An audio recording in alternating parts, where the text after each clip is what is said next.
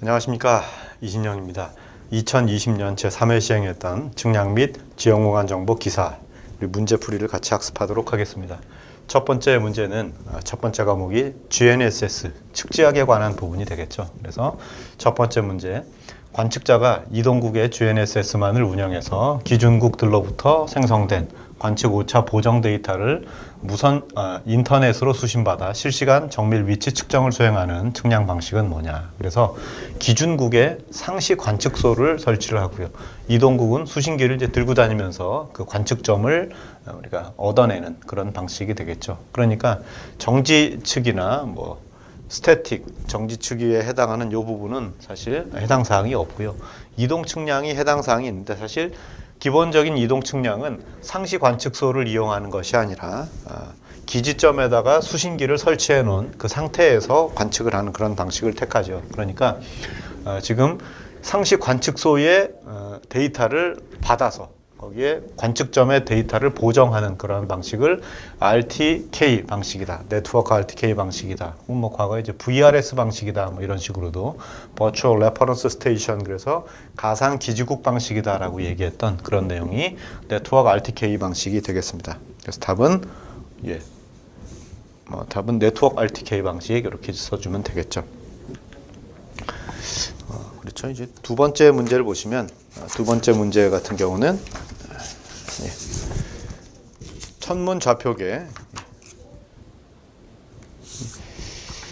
좌표계에서 어떤 시각의 별의 위치를 적경과 적위로 나타내는 것은, 적경이라고 하는 것은 우리 경도 혹은 위도라는 말을 기억을 하시죠.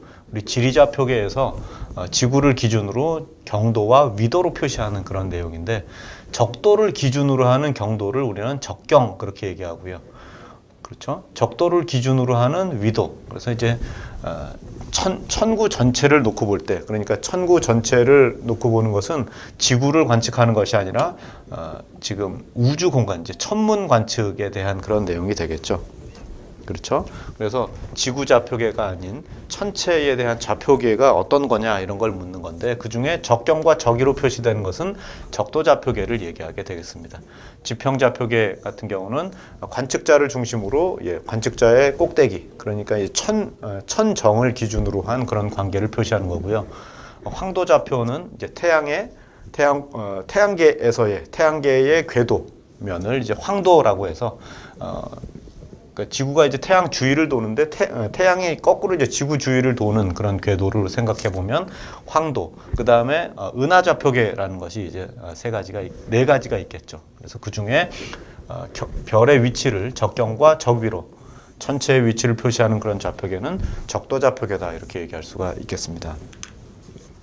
세 번째 문제는 GPS 신호 기본 주파수는 얼마가 되냐.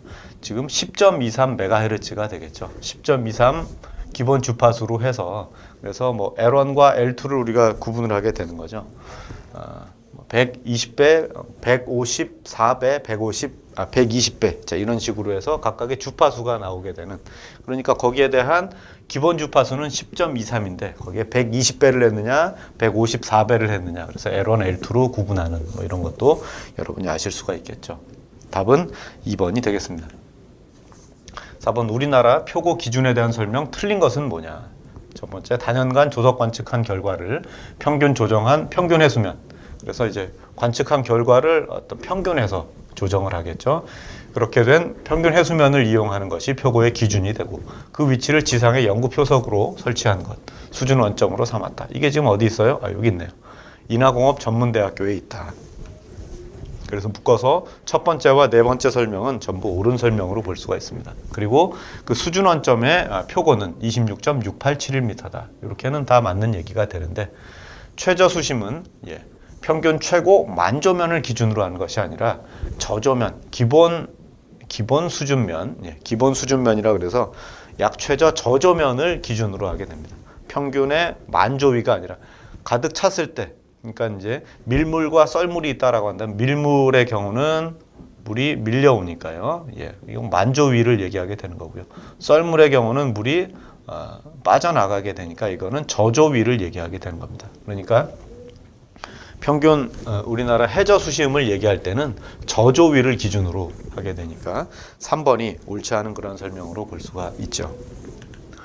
자, 5번 GPS 위성의 궤도 형태로 오른 것은, 이것은 이제 책마다 좀 불편한 그런 내용이 되는데 원궤도라고 써 있는 책도 있고요, 뭐 타원궤도라고 써 있는 책도 있습니다. 사실 잘 보시면 원궤도라고 써 있는 이 원궤도 앞에 뭐가 생략이 되어 있냐면 거의 원궤도, 그러니까 거의 원처럼 보이는 타원궤도입니다, 사실은. 예, 그래서 케플러의 제 6요소, 케플러의 6요소를 우리가 GPS 위성의 궤도를 얘기할 때 6요소를 얘기하게 되겠죠.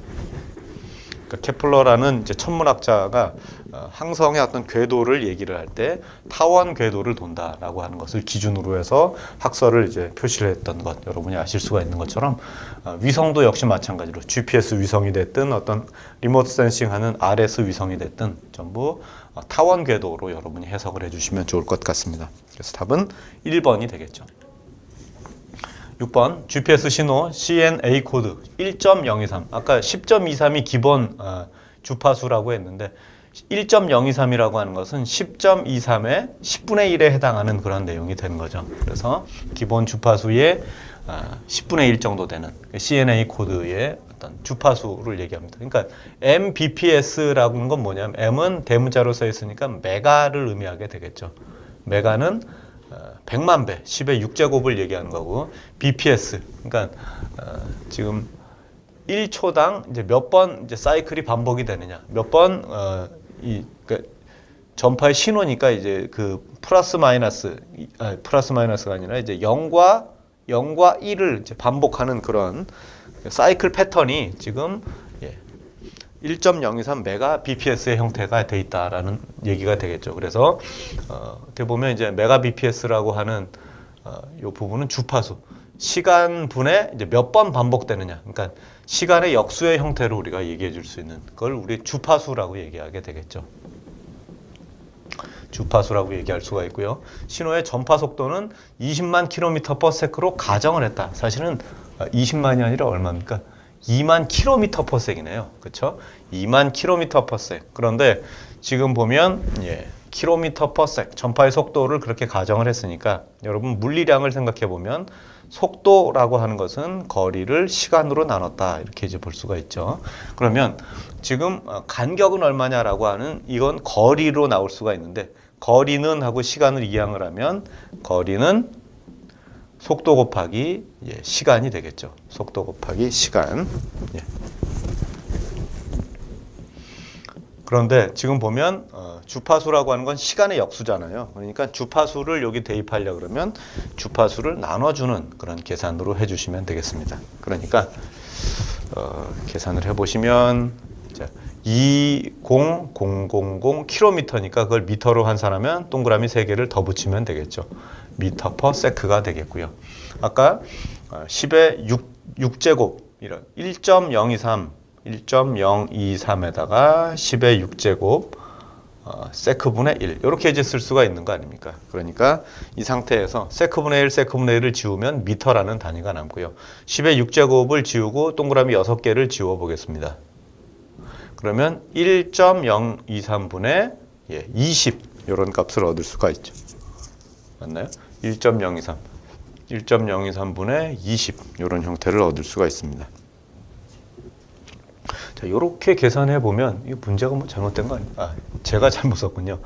그 2만이 아니라 20만이었네요. 20만이었으니까 동그라미 6개를 지우고 나면 동그라미 2개가 남아야 되는 겁니다. 그래서 1.023분의 200, 대략 한 200m 정도가 되는 것을 알 수가 있고, 자세하게 계산해 보면 196m. 제가 동그라미를 잘못 봤어요. 난시가 살짝 있어갖고 20만 km/s 이렇게 이제 보게 되고, 그렇게 계산해 보면 10의 6제곱 메가라고 하는 단위 10의 6제곱을 지워버리면 다음과 같이 계산해 줄 수가 있게 되겠습니다. 자, 7번 지구의 공전에 대한 현상으로 옳은 것은 태양의 남중 고도 변화가 생긴다. 남중 고도가 태양이 남중할 때의 고도가 이 공전을 하지 않으면, 공전을 한다라는 얘기는 지구가 자전만 한다라는 개념으로 해석해 보면 이제 해석이 안 되는 그런 부분이 뭐냐라는 거죠. 그러니까 밤과 낮이 생기는 거는 공전을 하지 않더라도 뭐 조석 현상이 생기는 것, 전향력이 생기는 것 이런 것들은 자전에 의한 결과물이 되는 겁니다. 자전만 하더라도 발생할 수 있는 내용이 되겠고요. 남중 고도가 변화되는 거는 자전을 하면서 계속해서 태양 주위를 공전하기 때문에 발생하는 그러한 현상이다라고 볼 수가 있기 때문에 공전에 의한 현상에 대한 부분은 남중 고도의 변화가 생기는 거다 이렇게 볼 수가 있는 거죠. 그 밖에도 계절의 변화 이건 당연히 공전을 하기 때문에 생기는 거고요. 일조 시간이 변화가 된다. 뭐 연주 시차, 연주라고 하는 건 1년을 주기로 어떤 시차가 변화가 된다. 그게 연주 시차가 되는 거고요. 일주 시차가 만약에 일주라는 게 있다 그러면 하루 동안 이제 바뀌어지는 그런 시차의 차이를 얘기하는 뭐 그런 내용이 되겠습니다. 광행차 이런 부분들이 공전에 의한 현상이다라고 볼 수가 있고 본 문제에서는 1번이 답이 되는 걸 알 수가 있습니다.